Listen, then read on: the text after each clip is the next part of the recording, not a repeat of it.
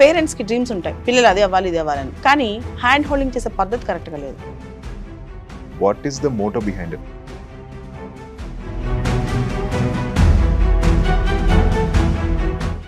బాలలత గారు, thank you so much for coming to Way to News. Ma'am, ఎలా ఉన్నారు? Thank you అండి, చాలా బాగున్నాను. Okay, huge inspiration not only for the younger generation but also for us also with the work that you doing. Thank you. I been hearing ఏంటి అంటే మీరు చాలా ప్రయాణం చేస్తూ స్టూడెంట్స్ని కలుస్తున్నారు, especially 9th 10th and above అని చెప్పి. What is the motto behind it? నేను ఇప్పుడు వరకు చాలా మంది ఐఏఎస్ని ఐపీఎస్ని తయారు చేశాను. ఇన్ఫ్యాక్ట్ ఐఏఎస్ కోచింగ్ సెంటర్ ఉంది నాకు. కానీ కేవలం ఐఏఎస్లు ఐపీఎస్లు మారితే దేశం మారదు. ఇన్ఫ్యాక్ట్ 25 ఏళ్ళు వచ్చిన తర్వాత వాళ్ళు మారతారని నేను తక్కువ ట్రాన్స్ఫర్మేషన్ ఉంటుంది. అదే ఏదైతే 14, 15, 16 ఇయర్స్ ఏజ్ గ్రూప్ ఉన్న పిల్లలు ఉన్నారో వాళ్ళు చాలా ట్రాన్స్ఫర్మేషన్ తీసుకురావచ్చు.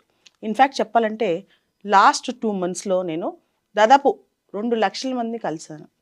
అది కూడా 14, 15, 9th 10th క్లాస్ వాళ్ళని. ఆ 2 లక్షల మందిలో మీరు నంబర్ చెప్తే ఒక్కళ్ళు కూడా నేను చెప్తున్నప్పుడు లేసి వెళ్ళలేదు, ఒక్కళ్ళు కూడా కదలలేదు. ఇట్ వాజ్ సంథింగ్ లైక్ వాళ్ళు చాలా ఇన్స్పైర్ అవుతున్నారు, వాళ్ళ కెరీర్ గురించి ఆలోచిస్తున్నారు, దేశం కోసం ఏం చేయాలని ఆలోచిస్తున్నారు. నేను ఒక ప్రత్యేకమైన మిషన్ ద్వారా వెళ్ళాను, ధనిక్ భారత్ మిషన్ అని.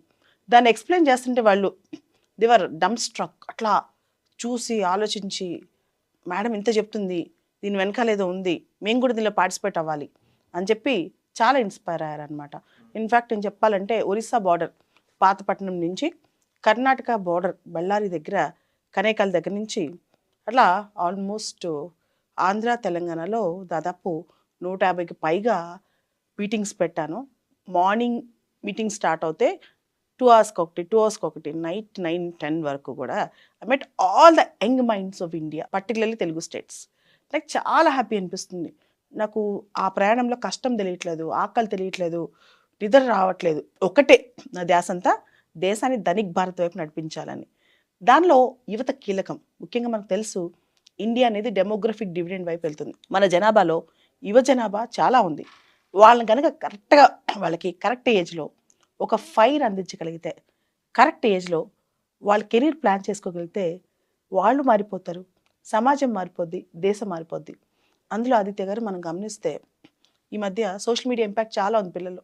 సోషల్ మీడియా ఏం నేర్పిస్తుంది? వాళ్ళకి వాళ్ళే ఉండటం, వరల్డ్తో డిస్కనెక్ట్ అయిపోవటం, ఫిజికల్ రియాలిటీ గ్రౌండ్ రియాలిటీకి